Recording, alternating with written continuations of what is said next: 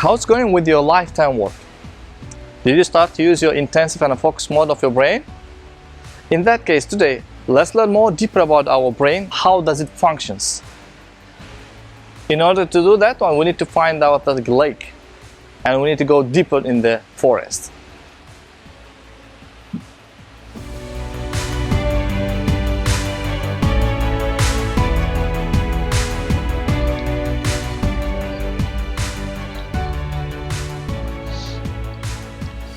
Let's assume we want to go to the new place, or we want to have a camping in the forest. The first thing, in order to not get lost in the forest, we are putting some marks on the trees, or we are putting some dots so that we can find out the way back to the home. The same way, in our brain we'll have some dots. At the end, that dots will be combined in order to have some pattern. But the problem is, when we are learning the new things, our dots or the patterns can be easily erased or disappear.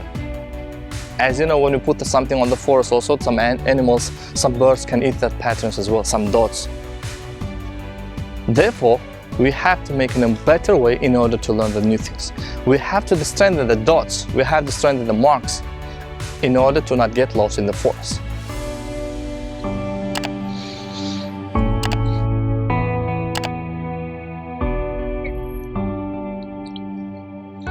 By the way, did you know that our brains and the mice or the mouse brain works in the same way in most of the way?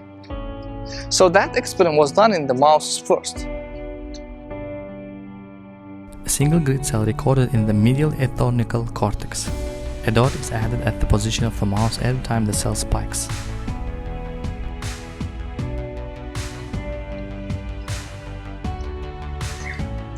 When we learn new things for the first time, all the information will be stored in the RAM of our brain, random access memory, which is temporary.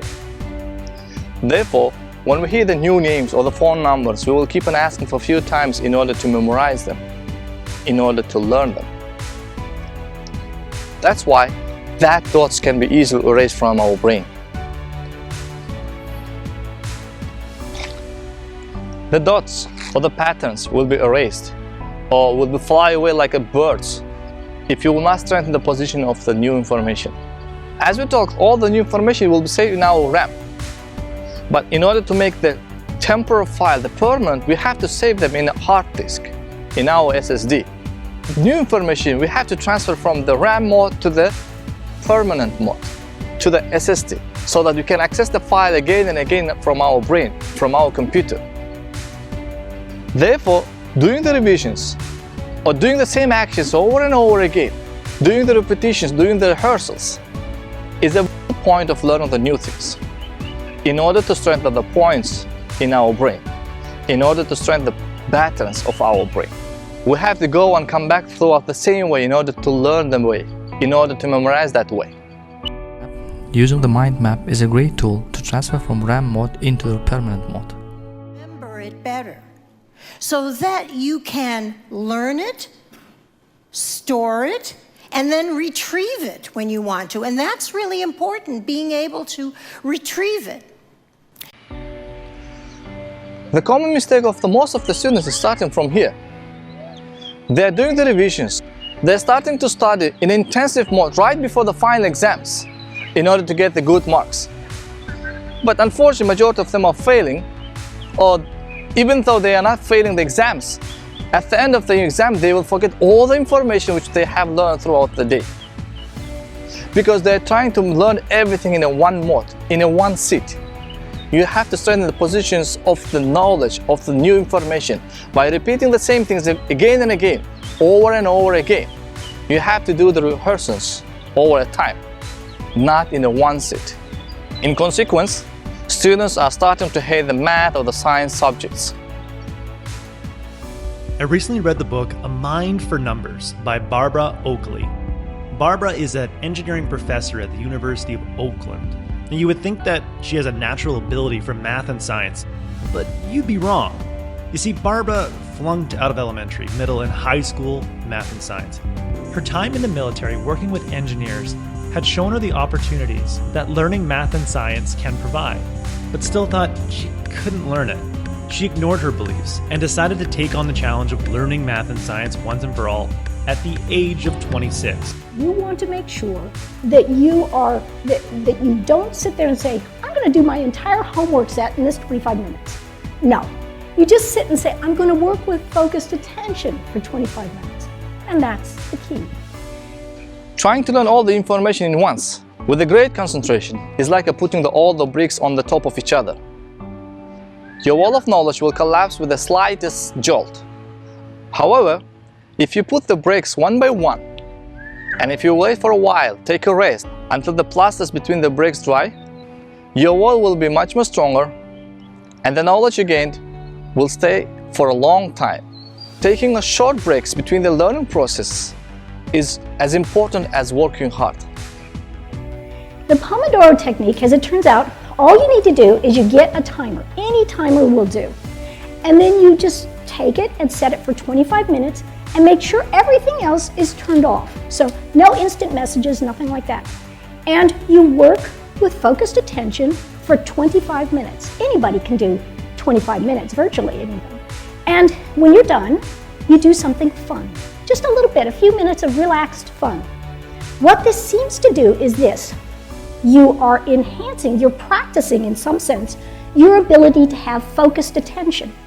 And you're also practicing your ability to relax a little bit. And now you understand that relaxation is also an important part of the learning process. There's things going on in the background. Same method we can apply for the rehearsals as well. Instead of repeating the same things over and over again during the same weeks of the day, we have to do in some patterns. For example, today I started to learn the new things. It's a Monday. Tuesday I will do another revision. Wednesday I'll give a break.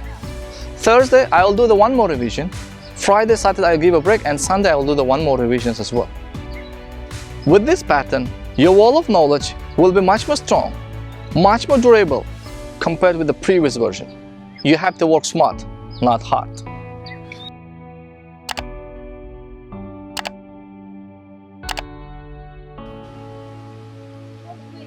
Richard Feynman is a great scientist and a great teacher. Even the Bill Gates wished to have a teacher like him.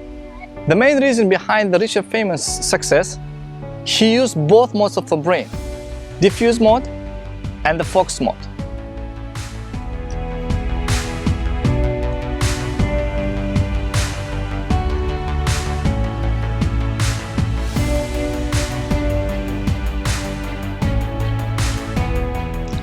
Our brain looks like in a forest. That's why we start our summer camp in the forest, in this place, in the nature. Forest consists of the trees, and we can assume that all these trees are like neurons. We have some roots over the trees, as you can see, and all the trees are connected through each other with these neurons. As all the trees has the roots, we have neurons in our brains, the interaction channel between all the information in our brain. If we could look at trees from under the ground, we will realize that they do indeed resemble cells in our brain. Our cells communicate with the help of these synapses. When we learn something new, we actually make connections between the neurons a lot. In other words, we create a path by walking among the trees. The more connections we make, the more we learn. 100 billion neurons per human, of which only 15% are activated. There are more connections in the human body than there are stars in the galaxy. We possess a gigantic network of information to which we have almost no access. Another great similarity between our brain, forest, and the trees is that our brain also needs a lot of water. Doctor says we have to drink a lot of water when we are learning the new things. Because if you not drink a lot of water, our brain functions in a stressful mode. Our brain needs to function in a relaxed mode if you want to learn the new things. That's why we continue learning while we're sleeping as well. Because while we're sleeping, our brain will detox itself.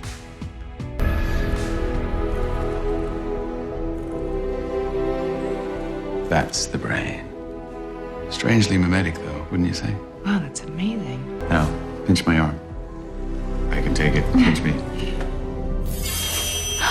What is that?